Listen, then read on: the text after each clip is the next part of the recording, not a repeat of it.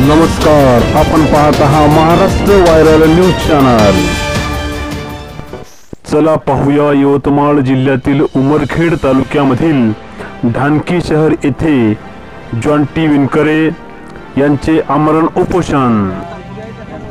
निकृष्ट दर्जाच्या सिमेंट रोडची तात्काळ दुरुस्ती करावी या प्रमुख मागणीकरिता आमरण उपोषण।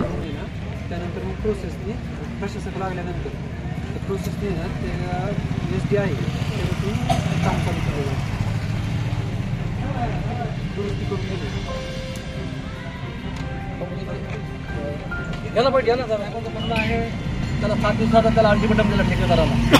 त्या 7 दिवसात त्याने जर रस्त्याचे काम नाही केले तर साहेब त्यांना ब्लॅक लिस्टेड करणार आहेत आणि यांचा अधिकाराचा वापर करून नगरपंचायततर्फे त्याचं रस्त्याची दुरुस्ती करणार आहे असं साहेबाचं पत्रात म्हणणं आहे। साहेबांच्या विनंतीला मान देऊन आपण या ठिकाणी आपलं उपोषण मागे घेत आहोत।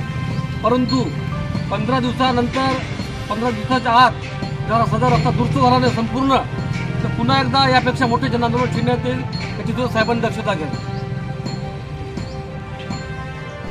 यावेळी देवानंद पाईकराव तालुका अध्यक्ष उमरखेड यांच्यासह ढानकी शहरातील अनेक कार्यकर्ते मोठ्या संख्येने उपस्थित होते।